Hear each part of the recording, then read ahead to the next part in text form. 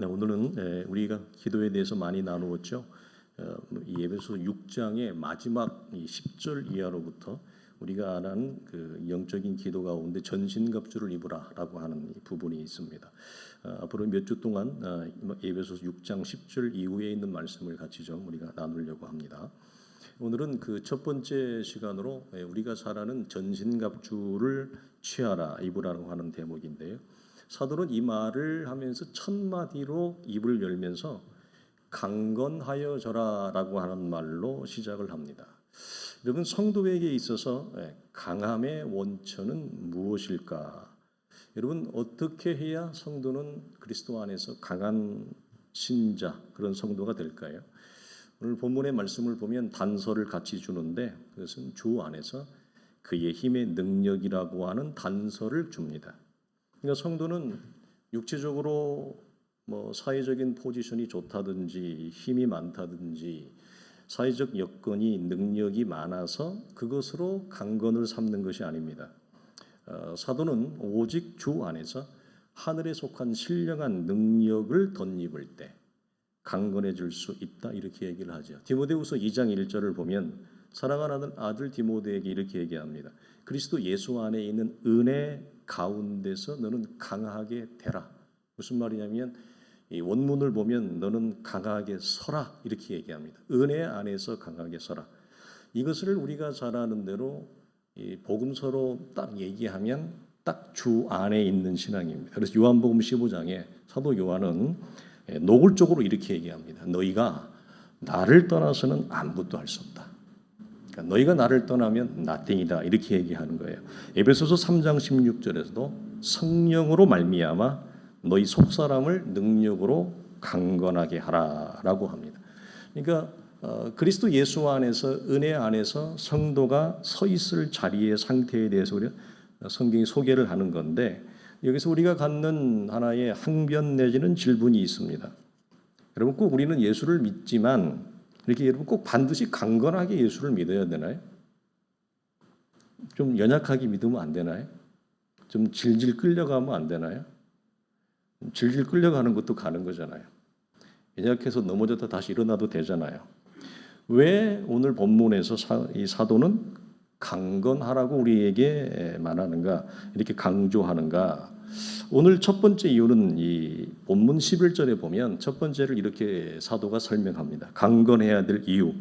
첫째는 마귀의 괴계를 대적하기 위함이다, 이렇게 얘기해요. 그러니까 마귀의 괴계를 대적한다는 말을 이렇게 딱지 뒤집듯이 뒤집으면 이 말이 무슨 말이 되냐면, 마귀는 이 마귀와 사단은 같은 말인데 이 토로 복음서에서 자주 쓰이잖아요. 성도들을 공격을 늘 한다, 이 말입니다. 마귀의 계계를 대적한다는 말을 뒤집으면 뭐냐? 사단은 늘 공격합니다, 우리를. 두 번째 12절에서는 사단, 곧 마귀 아래에 있는 영적인 하수인들이 있습니다. 어둠의 그림자들이 있습니다. 이것을 악한 영들이라고 표현을 하는데, 이 악한 영들 또한 상대하기, 대적하기 위함이다. 그럼 이 말은 또 뒤집으면 어떻게 되죠? 악한 영이 실제한다는 얘기죠. 내 눈에 안 보일 뿐이고 내 육체의 감각과 조건에서 내가 감지가 안 될 뿐이지, 사도는 뭐라고 얘기하냐면 악한 영들이 실제하고 그 사단 곧 마귀는 성도들을 항상 공격하려고 준비를 하고 있다. 마지막으로 13절에는 이렇게 얘기합니다. 특정한 날을 가리키는데 악한 날에 능히 대적하고 너희가 서기 위함이다, 이 얘기를 해요. 쓴다고 하는 것은 뭐냐면 가급적이면 넘어지지 말라는 얘기인데, 이 말은 마귀의 계계나 공격을 우리가 분별하거나 대적하지 못하면 우리가 예수를 믿지만 우리의 기대와 달리 우리는 좌로나 우로나 쉽게 넘어질 수 있다. 쉽게 치우칠 수 있다. 그렇기 때문에 대적해야 된다, 이렇게 얘기를 하는 겁니다. 그래서 베드로전서 5장 8절과 9절에 보면 베드로 사도가 우리가 잘 아는 익숙한 말을 해요. 근신하라, 깨어라.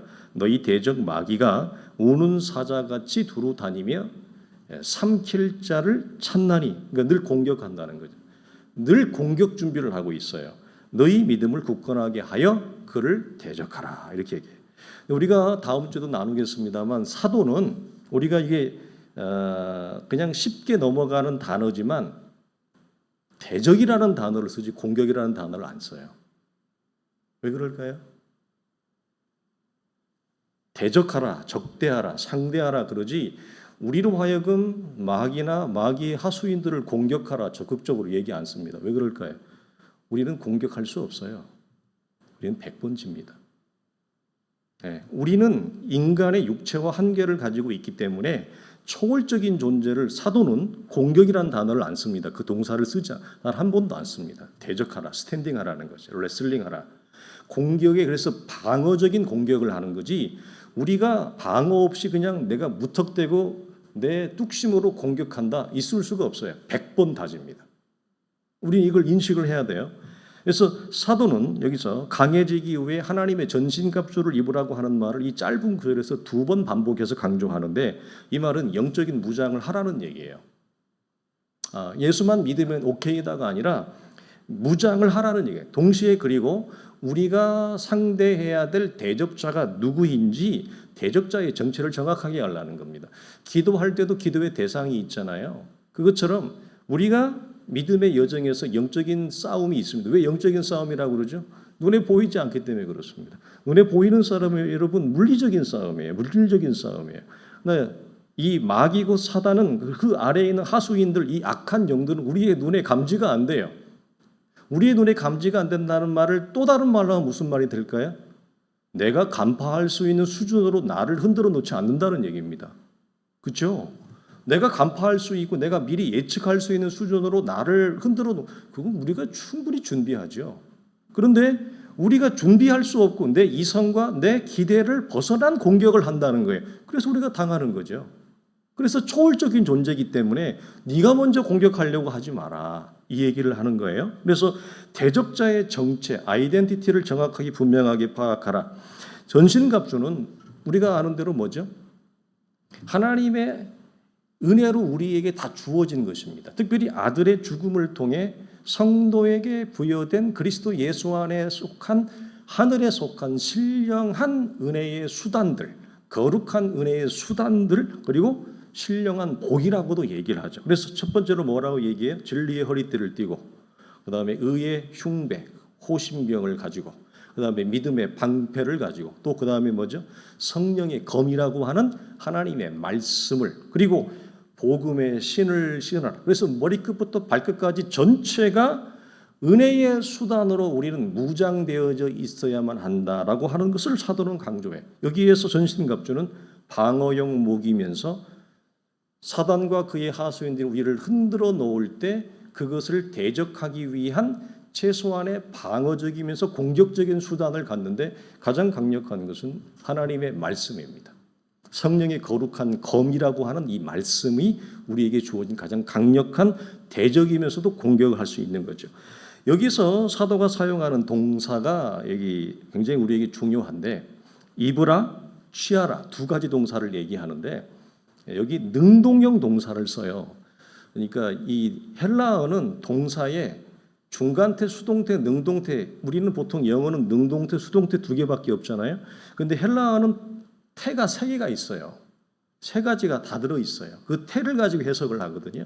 그런데 여기서 이 이브라치아라고 하는 능동형 이 동사는 어떤 의미를 가지고 있냐면 하늘에 속한 신령한 이런 거룩한 도구들이 기구들이 그리스도 예수 안에서 우리에게 다 주어졌지만 문제는 그것을 실제 사용하는 것은 하나님이 우리에게 맡겨놓았어요.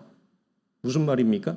내가 그것을 사용하느냐 사용하지 않느냐는 나의 선택의 여부, 믿음의 결단과 선택에 의해서 내가 그리스도 예수 안에서 말할 수 없는 사단을 대적할 수 있는 강력한 무기들을 하나님이 다 주었는데 복음의 신발부터 구원의 투구까지 전체를 그러니까 헐몬의 이슬이 시온의 산들에서 옷깃의 내림까지 우리 전체를 성령의 기름 부으심과 말씀의 기름 부으심으로 우리를 덮을 수 있는 여호와의 은혜의 장막이 나를 휘어 감을 수 있는 모든 거룩한 도구들을 다 주었어요. 근데 여기서 왜 능동형 동사를 이브라치아라는 말을 왜 썼느냐? 이것이 아무리 기가 막힌 무기라 해도 내가 믿음으로 선택하고 결단해서 내 검으로, 내 방패로, 내 신으로, 내 투구로, 내 허리띠로, 내 의의 호심경으로 내가 취하고 입지 아니하면 이건 뭐죠? 나랑은 아무 상관이 없는 거예요. 이게 능동형 동사를 쓴다는 거예요. 사도가 기가 막힌 거죠. 그래서 사도는 여기에 한 가지 명령이라고 하는 의미가 더 들어가는데 이 전신갑주는 하나님의 자녀들은 성도의 영적인 책임이다. 영적인 의무이다. 무엇이? 전신갑주를 입는 것은. 구원을 얻은 하나님의 자녀들이 이 땅을 믿음으로 살아가는 동안 우리를 흔들어 놓는 많은 요소들 가운데 그 가운데서 우리가 대적하고 굳건하게 설 수 있는 이 모든 은혜의 도구들은 입는 것은 우리의 영적인 책무예요. 영적인 의무라고 사도는 우리에게 얘기해요. 왜 이것을 입어야 된다고 하느냐? 결론적으로 우리의 힘으로는 결코 마귀를 대적할 수 없기 때문에 그렇습니다. 그래서 여러분이 기도를 하거나 기도보다 더 어려운 것은 뭐냐면 믿음의 여정을 걸어가면서 도무지 이해와 납득이 안 되는 나를 흔들어 놓는 많은 사건과 시간과 요소와 또 사람과 대상이 있습니다. 그런 것 속에서 우리가 넘어지잖아요. 수없이 넘어지거든요. 그런 것들을 분별해서 마귀가 나를 흔들어 놓으려고 한다. 내 안에 가장 연약한 것들을 자극한다. 특별히 사단이 우리를 공격할 때는 어디를 공격하냐면 가장 강력한 것은 말씀과 기도를 우리가 공격해요. 말씀과 기도를 공격한다는 건 뭐냐면 말씀을 못 듣게 해요. 말씀에 대한 사모함을 앗아가요. 말씀에 대한 달콤함을 앗아가요. 이걸 뺏어간다고요. 그러니까 영적인 식욕을 뺏어가 버리는 거예요. 그러니까 사람이 영혼이 메말라가고 영혼이 파리해져 가죠. 말씀의 달콤함을 살아가지고 가고 기도는 어떻게 우리에게 공격하죠? 기도할 마음을 뺏어가 버립니다. 기도할 마음 자체를 앗아가 버려요. 네. 이게 사단이 우리에게 말씀과 기도를 공격을 하는 건데 이것만 공격하느냐? 아니에요. 우리가 하나님을 알기 이전에 십자가 이전에 우리가 육체로부터 우리의 모태로부터 태어나서 십자가를 알기 이전까지 죄와 사망이 나를 다스리고 통치하고 있던 그 시대 가운데 내 안에 형성되어졌던 육체의 습성, 육체의 기질, 육체의 성향, 육체의 캐릭터, 육체의 트렌드, 질서, 패턴, 방식, 익숙해져 있는 이 모든 것들에 대하여 사단은 공격합니다.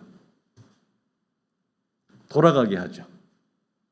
죄의 본성으로, 육체의 본성으로 회귀하고 돌아가게 합니다. 십자가 이후로. 십자가 이후에 우리에는 부활이라고 하는 새로운 창조와 하나님이 나를 일으키시려고 하는 영광스러운 길을 미래로 나아가잖아요. 앞으로 나아가잖아요. 근데 사단은 십자가와 부활을 넘어 하나님이 우리에게 이루실 장래의 영광과 풍성한 기업, 복음의 시간표는 앞으로 가거든요. 복음의 시간표는 결코 과거로 가지 않습니다. 근데 사단은 우리의 연약함을 너무너무 잘 알고 있기 때문에 십자가 이전에 내 안에 있던 형성되어져 있는 모든 육체적 자산과 기질과 캐릭터와 그런 것들을 너무 빠삭하게 알아요.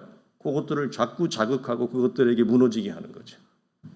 틈만 나면 그것들을 불러일으키게 합니다. 그래서 묵상해야 될 거 묵상하지 않고 그것들을 묵상하는 거죠. 그러니까 우리 안에 그런 어려움이 있습니다. 그래서 침부스 목사님 뭐라고 얘기해? 이 부분에서 만약 당신의 힘으로 사단을 대적하려고 한다면 당신은 이미 패배했다. 싸우지도 못하고 우리는 진다는 얘기예요. 영적인 거인들이 이렇게 말을 하는 겁니다. 우리는 믿음의 여정에서 시험과 유혹을 자주 만나요. 우리가 시험과 유혹은 하나라고 그랬어요. 앞에서는 시험이고 뒤에서는 유혹이에요.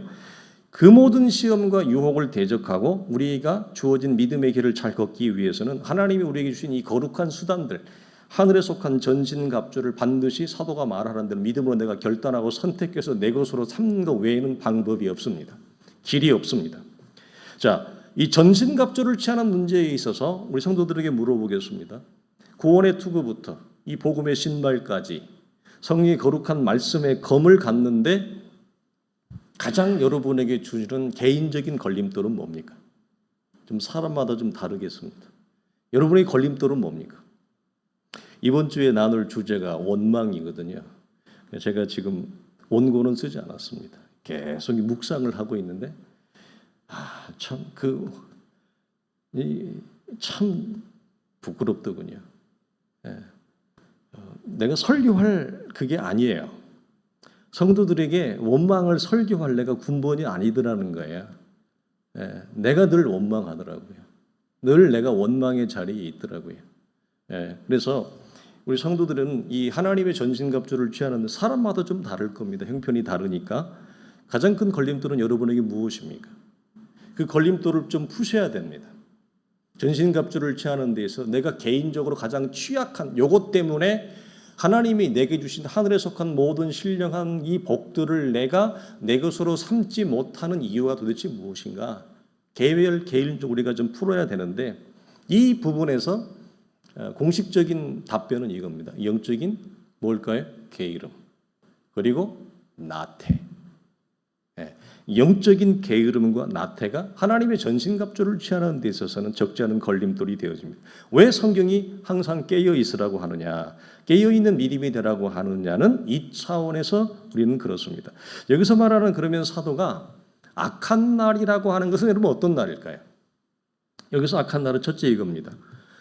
우리가 매일매일 사는 매일의 일상이 악한 날입니다. 왜 악한 날이라고 사도가 얘기하죠? 나에게는 날씨 좋고 싱그럽고 기분 좋은 상쾌한 날이 될 수 있는데 사도는 그것만을 보는 것이 아니라 네가 그렇게 즐겁고 상쾌하게 여기고 오늘 기분 좋게 여기는 그 매일의 일상 속에서도 우는 사자처럼 사단은 너를 공격하기 위하여 보고 있어요. 그래서 악한 날이라고 얘기해요. 그것까지 보는 거죠. 우리가 분별을 나누다가 제가 멈췄어요. 왜 그런지 아시죠? 너무 어려워서. 분별을 나누다가 멈춘 이유는 너무 어려워서 그래요. 우리가 감지가 안 돼요. 들어도 전혀 내 피부에 와닿지 않잖아요. 그것처럼 내 눈에는 내가 보이는 나라고 내가 살아가는 나의 직장, 가정, 내 사업의 현장의 터전에서는 나는 보이는 이 조건과 환경과 물질 속에 갇혔기 때문에 이 물질적인 환경 속에서 사단이 나를 넘어뜨릴 거라고 하는 것을 전혀 감지하지 못해요. 생각하지 못해요. 그런데 사도는 뭐라고 하느냐? 네가 그렇게 화창하고 좋고 상쾌하게 시작하는 그날마저도 사단은 너를 넘어뜨리기 위해 스탠딩하고 있다는 거예요. 그래서 우리는 이 날에서도 감지하며 감각하며 분별하는 겁니다. 두 번째는 좀 더 나아가면 믿음의 여정에서 믿음의 사람들을 보면 아브라함이나 모든 것들이 그렇죠. 뭐 요셉도 그렇고 다윗도 그렇고 어떤 특별한 시즌이 있습니다. 그게 뭐죠? 특별한 시험과 특별한 유혹의 때가 반드시 믿음의 여정이 있습니다. 굵직한 마디가 있습니다. 있죠. 우리가 인정하죠. 우리가 매일매일의 일상도 쉽지 않지만 우리가 믿음으로 살아가다 보면 전혀 생각하지 못했던 굵직한 시험의 때 나를 충분히 넘어뜨리고 나를 한참 발로 차도 한참 나를 떨어뜨릴 만한 굵직한 유혹의 때가 우리 인생의 마디에 있습니다. 그것을 사도는 악한 날이라고 합니다. 그 특별한 시험과 유혹의 때를 분별해라. 그리고 이런 악한 때를 우리가 능히 거기서 우리가 견디고 일어서기 위해서는 일상에서 미리 준비된 전신갑주를 입는 것 외에는 방법이 없다. 그렇게 얘기합니다. 자, 여기 11절에서 마귀의 괴계라고 하는 단어가 나와요. 우리 성도들 많이 이 단어를 익숙할 건데 여러분 괴계가 뭘까요? 어려운 단어, 이름 우리가 일상에 쓰지 않는데 이 괴계는 교활한 음모를 얘기합니다. 교활한 음모. 여러분 왜 교활하다고 사도가 이렇게 이 단어를 썼을까요? 처음부터 속일 의도를 가지고 접근하는데 나타나는 외형적 형상과 모습은 광명한 천사처럼 보이기 때문에 그렇습니다. 광명한 천사처럼 위장을 하기 때문에 그래요. 그래서 이 메토데이아라고 하는 이 괴계라고 하는 것은 속이다, 유혹해서 넘어뜨린다. 여기서 넘어뜨린다는 말은 궁극적으로 뭐냐면 그 인생 자체를 파괴시키는 거예요. 인생 자체를 무너뜨려 버리는 거예요. 일시적인 무너짐이 아니라 아예 인생 전체를 송두리째 앗아가는 그런 개념을 가지고 있어요. 그래서 신약 성경에서 이 괴계라고 하는 이 메토데이아라고 하는 똑같은 단어를 딱 한 군데 쓰는 데가 있어요. 여러분 우리가 성경적인 상식을 동원한다면 이 괴계라고 하는 이 속여서 유혹해서 넘어뜨려서 그 인생을 아예 그냥 파괴시키는 이런 개념을 누구에게 사도가 쓸까요? 신약 성경에서 누가 어떤 대상의 주님이 쓸까요? 거짓 교사에게 씁니다. 거짓된 교사들은 겉으로는 처음부터 속일 의도를 가지고 접근을 해요. 근데 겉으로는 어떻게 아주 선한 목자, 겉으로는 아주 뭐라고 표현해야 될까요? 이 성인 군자 같은 이 목자의 모습을 가지고 있습니다. 그래서 여러분 딱 봤는데 막 목사가 막 되게 막 성자 같고 여러분 그 속지 마십시오. 예. 목사가 딱 봤는데 목사 같지 않은 목사가 있어요. 예. 별로 목사처럼 안 생긴 목사가 있어요. 대체로 그런 사람들이 알맹이가 많습니다. 딱 봤는데 개지름이 싹 흐르고 머리 막 동동구름 발라가지고 싹 위에 배지 달아놓고 막 여기 나비 넥타이 쫙 이런 사람들 조심하셔야 돼요.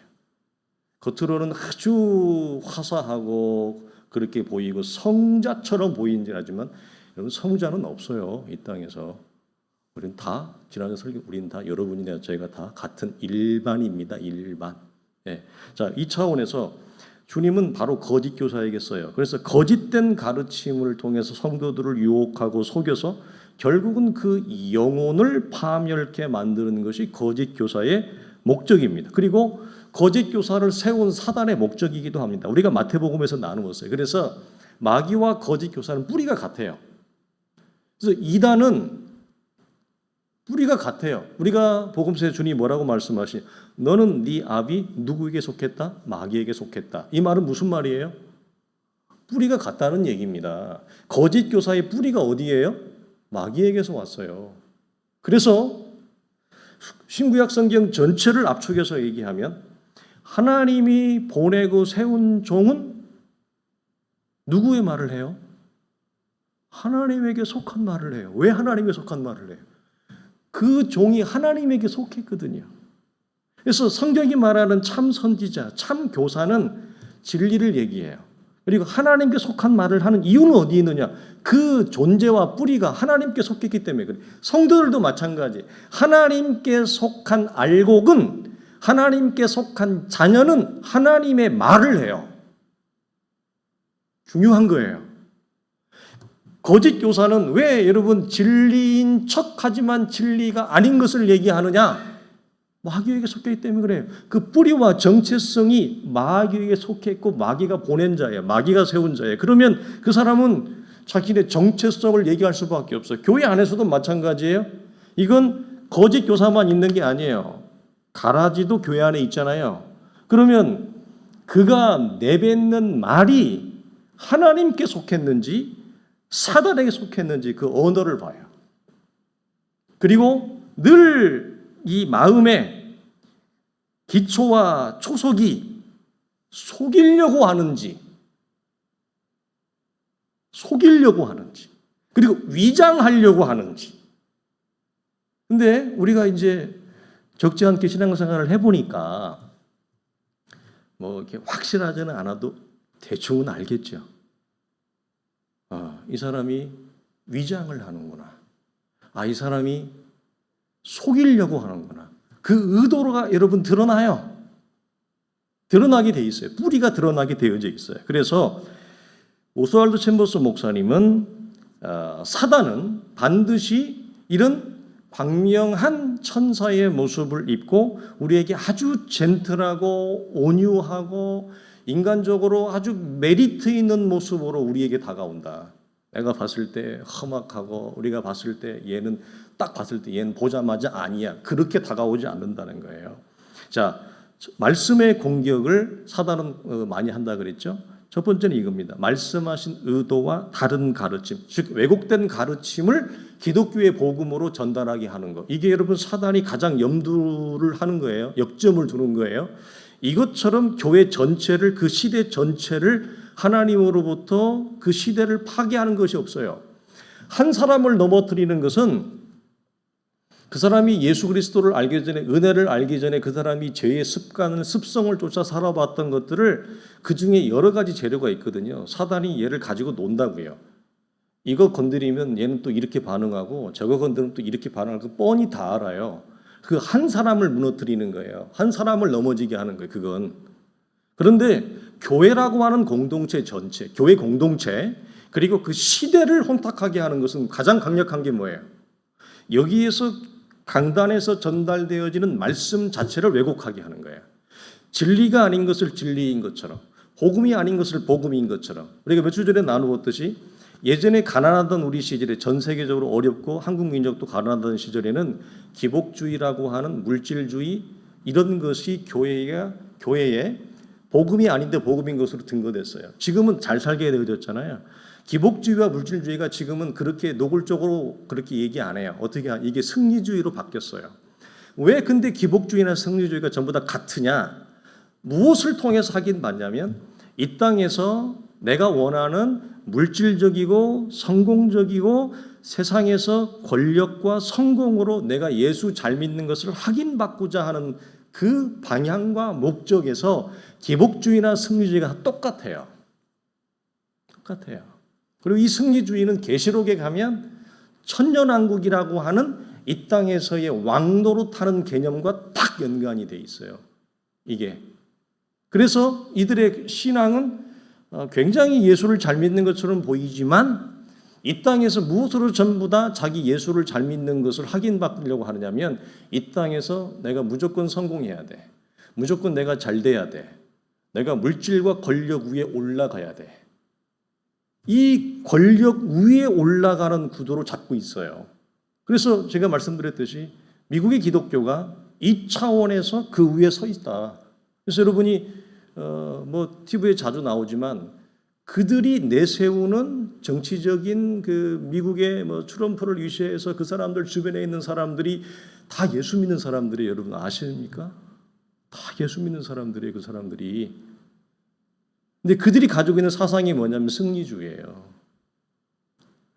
이게 역사적으로 가면 남북전쟁 일어나기 전에 에브라함 링컨이 남북전쟁 하기 전에 미국이 바이블 벨트라고 하는 남과 북이 나뉘어지잖아요.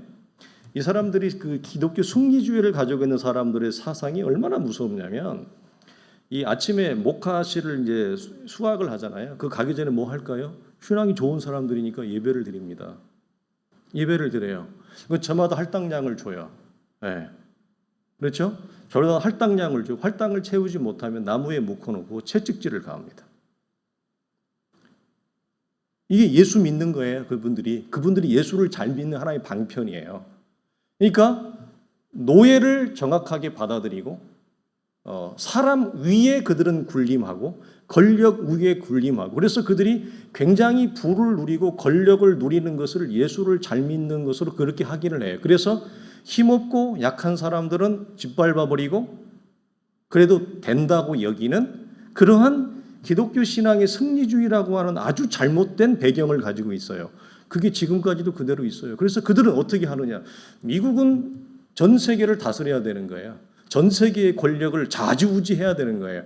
그것이 예수 잘 믿는 것입니다. 미국이 세계의 가장 중심이 돼야 되는 거예요. 자, 이게 교회로 이렇게 들어오면 우리 개인으로 들어오면 예수를 잘 믿는 축복된 것이 뭐죠? 이 땅의 물질과 권력 위에 내가 서는 거예요. 이것이 우리가 가난하던 시절에는 기복과 물질주의로 나왔지만 지금은 승리주의로 바뀌었다고요. 이름만 바꿨지 원하는 목적은 동일하다라고 하는 차원입니다. 좀 벗어났습니다만. 자, 그래서 기도의 공격은 뭐냐? 기도 자체를 못하게 하거나 기도를 아예 엉뚱한 자리에 갖다 놓는 거예요. 엉뚱한 자리에 갖다 놓는다는 게 뭐죠? 주님이 가르쳐준 기도가 아니라 철저히 내가 원하는 육신에 속한 기도를 열심을 가지고 기도를 하도록 하는 자리로 기도를 훼손시켜놔요. 기도를 그렇게 바꾸어놔요. 이것이 사단이 기도에 대해서 공격하는 것입니다. 그래서 챈버스 목사님 이렇게 얘기합니다. 만일 기도가 막혀서 기도에 입이 열어지지 않는다면, 근데 그것이 오늘 피곤해서 그래, 내가 좀 컨디션이 안 좋아서 그래, 그런 한두 번의 육체의 고단함과 피곤함의 상태가 아니라 내가 있는 자리에서 지속적으로 기도가 열어지지 않도록, 기도의 입술이 열어지지 않도록 기도를 막는다면 이것은 육체의 피곤이 문제가 아니라고 얘기해요. 챈버스 목사님 뭐라고 얘기하느냐?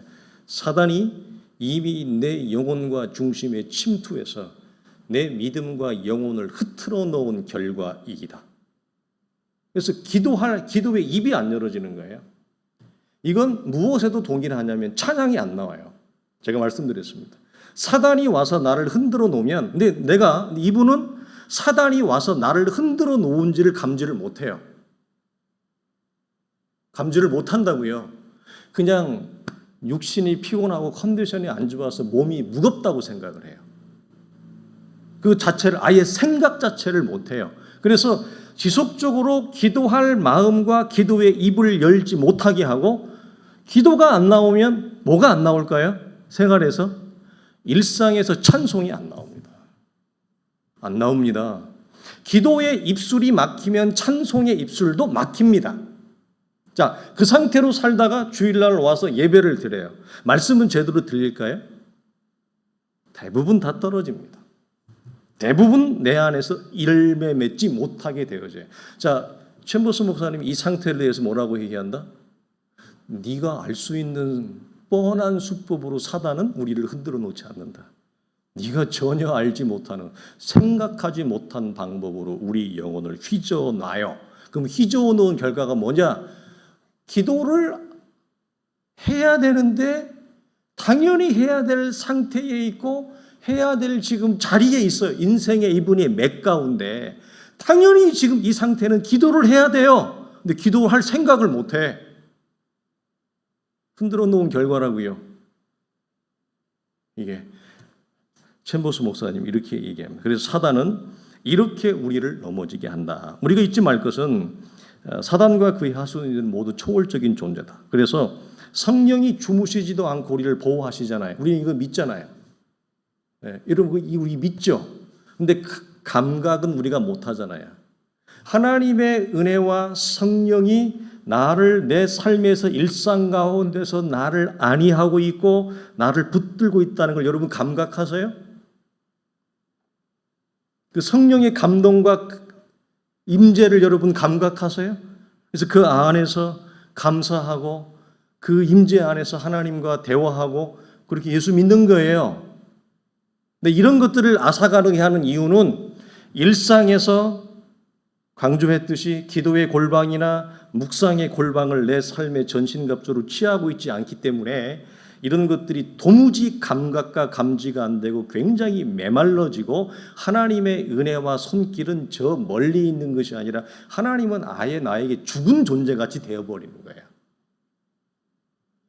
이거 우리가 여러분 고려해야 되는 것입니다. 그래서 성령이 이렇게 나를 붙들고 주무시지도 않고 나를 하나님이 안위하신다면 동시에 무엇도 있어요? 사단도 초월적인 존재이기 때문에 잠을 안 자요. 나를 공격할 빌미를 보고 있어요. 성령만 나를 도와줄 것을 나를 눈을 이렇게 밝히고 성령은 나를 이건 우리는 이것을 아멘으로 받아요. 내가 감지가 안 돼도. 왜? 그게 어쨌든 나에게 유익이니까. 근데 동시에 무엇은 아예 생각도 못한다. 사단도 사단에게 속한 그 하수인들조차도 잠이라고 하는 것이 필요가 없고 먹을 것도 필요가 없고 나라고 하는 존재를 주목하고 있다는 사실에 대해서는 아예 생각을 못해요. 우리 양쪽을 여러분 봐야 돼요. 자, 성령이 어느 곳에서나 역사하십니까? 장소와 시간을 초월합니까? 그렇다면 사단도 우리가 있는 어느 곳에서나 사단도 역사합니다. 자, 이것은 동시에 성령의 역사와 감동에 민감하라. 민감하지 못하는 이유는 내 삶의 전신갑주의 기도와 말씀의 골방을 내가 취하지 않기 때문이다. 그러면 성령의 역사와 감동에 둔하면 이 사람은 동일하게 무엇에도 둔해요? 사단과 어둠의 영의 역사에 대해서도 둔할 수밖에 없습니다. 자, 이 차원에서 사도는 왜 전신갑주를 취하라고 하느냐? 그리고 입으라고 하느냐? 그리고 항상 성령 안에서 기도하고 깨어 이를 위하여 깨어 구하라. 왜 깨어 구하라고 하느냐? 성령의 역사에도 둔감하고 사단의 흔들림에도 둔감하면 우리가 예수를 잘 믿어갈 모든 아들의 죽음을 통해 받은 모든 것들이 다 무용지물이 되기 때문에 그렇습니다. 무용지물이 됩니다. 그럼 남는 건 뭐예요? 남는 건 뭐예요? 보이는 내 물질적인 환경과 조건밖에 안 남아요. 그래서 왜 우리가 늘 일희일비하고 이렇게 넘어지고 저렇게 넘어지고 마음이 나도 통제가 안 되는 대로 이렇게 널뛰냐면 남는 건 이 물질적인 환경과 조건밖에 없는데 내가 서 있는 물질적인 환경과 내가 살아가는 조건이 환경이 나에게 미소 짓지 않기 때문에 그래요. 내가 원하는 대로 환경이 문을 안 열어줘요. 그러면 성령의 역사와 사단의 역사의 양쪽에 둔감한 나로서는 눈에 보이는 내가 서 있는 이게 전부잖아요. 그러니까 사실은 여러분 이거 대단히 우리가 신중하게 세밀하게 봐야 되는 거예요. 믿음으로 살아간다는 것, 믿음으로 걸어간다고 하는 것이 그러면 남는 게 뭐냐? 믿음은 히브리서 11장에 뭐라고 그랬어요? 보이지 않는 하나님의 약속의 말씀을 쫓아가는 보이지 않는 하나님의 일하심을 받고 따라가는 건데 그게 안 보이니까 보이는 현실밖에 없어요. 그런데 보이는 현실이 나를 도와주냐고요. 내 마음을 따뜻하게 하냐고요. 안 해요. 살면 살수록 나이가 들어가면 들어갈수록 보이는 이 육체적인 환경과 조건은 나에게 미소 짓지 않아요. 그럼 우리에게 남는 건 뭐예요? 마음의 강팍함과 마음의 이 메마름과 무너짐밖에 남는 게 없어요. 그래서 믿음으로 걸어간다고 하는 것, 그리고 보이지 아니하는 하나님과 그분의 약속의 말씀을 따라 산다라고 하는 차원에서라도 사도는 항상 성령 안에서 기도하고 이를 위하여 깨어 있으라 이 얘기를 하는 거예요. 그럼 깨어 있으려면 우리가 뭐 해야 돼요? 단순해요. 경건에 이르기를 훈련하라. 내게 주어진 삶에서 말씀과 기도라고 하는 골방을 훈련하는 것 외에는 없습니다. 오늘 이 말씀을 통해서 우리 모두가 이런 깨어있는 상태가 되어질 주님의 이름으로 축원합니다.